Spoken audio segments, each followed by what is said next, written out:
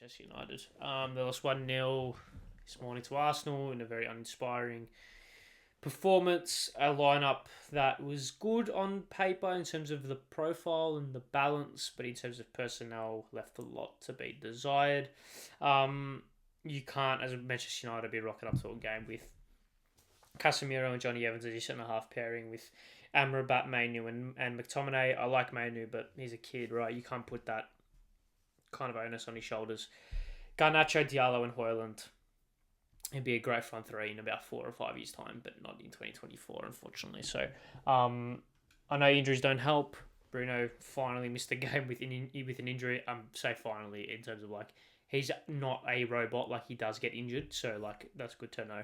I'm not wishing for his injury, but look, they've lost 14 games this season. They were battered by Palace 4-0. Fourth, they lost to Chelsea not long ago. A couple of disappointing results. Look, with Ten Hag, I backed him in. I thought he was going to be the guy for them. There's just a lot that needs fixing, and the longer the season has progressed, the more I think needs fixing.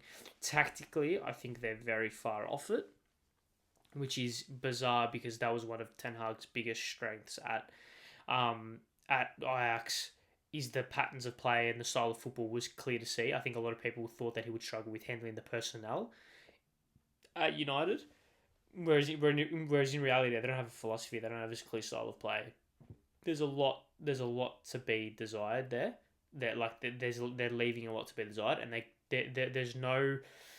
there's no when you sit down and watch a United game, like when I sit down and watch an Arsenal game, I think, okay, now I know exactly what they're gonna do. They're gonna soak up they're gonna draw the press in. They're gonna play quickly through it. They're gonna use their wide players. They're gonna use their pace, and they're gonna go right. You're gonna see this player in this position, etc., etc. When I say City play, I see all right. This back four is gonna move into a 3. They're gonna play 4 just behind Haaland. That's exactly what they're gonna do. Wingers are gonna stay out wide to maintain the width.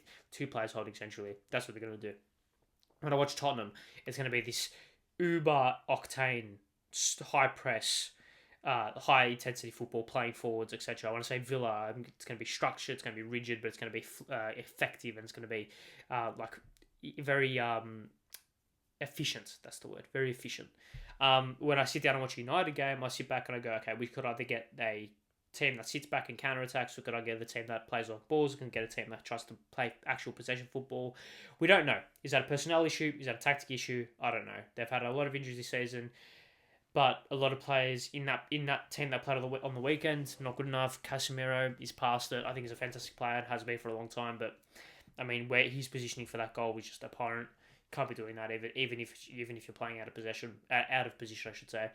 Wan-Bissaka I thought was fine. Dalot I thought was The front three were uninspiring, even though they didn't really have a whole bunch of service. McTominay is a player that they need to move on from a kind of culture perspective as well. McTominay is a player that is continuously associated with Manchester United being mediocre. They need to move on from him. Even if he adds a lot to the squad, they need to move on from him. They need to move on from these players who have symbolised the mediocrity at Manchester United for the last kind of decade, but in specific, like the last kind of half decade, right? They've got the FA Cup final against Manchester City. I don't see a world in which they win that. I think City would just be too strong and it would be men against boys type operation.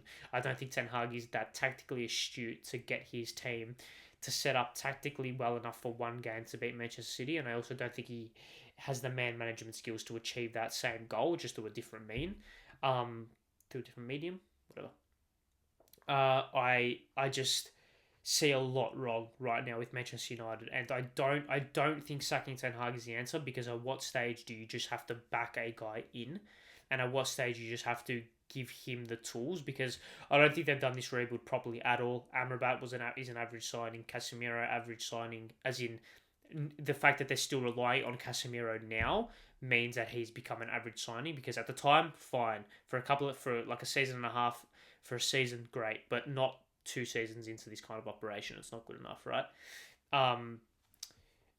Like Johnny Evans, I get like their injury issues in defence have kind of forced him to be a crucial part of the team, but he should not be playing. Players like Wan-Bissaka, I think they need to move on from. Dalot, they either need to put full emphasis on him or get rid of him. It's one of the two. You can't have him floating in between. I think Højlund was a good sign. Is an okay signing, but once again, he needs to kick his ass in together, otherwise it's going to become a flop. They need one world class footballer in every position. Probably they need a world class attacker. They need a world class midfielder, and they need a world class defender. You can't achieve that in one transfer window. I don't think you can. I don't think you can. You can get good players. I don't think you can get world class. Like I'm talking top 7 in their position in the world. If you're Manchester United and you want to win leagues, you need to get a top 7, top 6 player in the world in that position. Someone like, if you're talking strikers, they don't need one. So okay, let's talk wingers. If you're talking wingers, they need to go out and get someone like.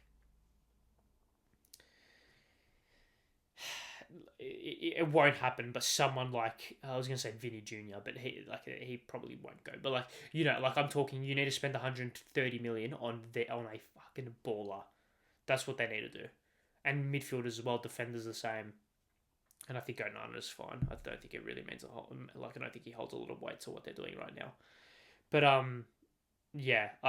there's the scenes, and I think the most depressing thing about it all is the scenes after the game of the rain in Old Trafford, the stadium being flooded, the 1-0 loss, another underwhelming season, another underwhelming league finish at the end of the season.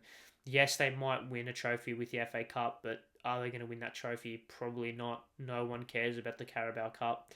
So they've won those, 2 of those, and no one cares. Like, the Ten Hag era is slowly becoming, the novelty's wearing off, and it's slowly becoming a nightmare, and they need someone above him that is a football genius to sort the whole shit out, because I don't even think Ten Hag, with how good of a manager he has proven to be in the past, he can fix the shambolic nature that is going on in Manchester United, because it's not just an on the pitch issue, it's an off the pitch issue as well that they haven't fixed, and it's seeping into Ten Hag now. You've seen they've gotten progressively worse.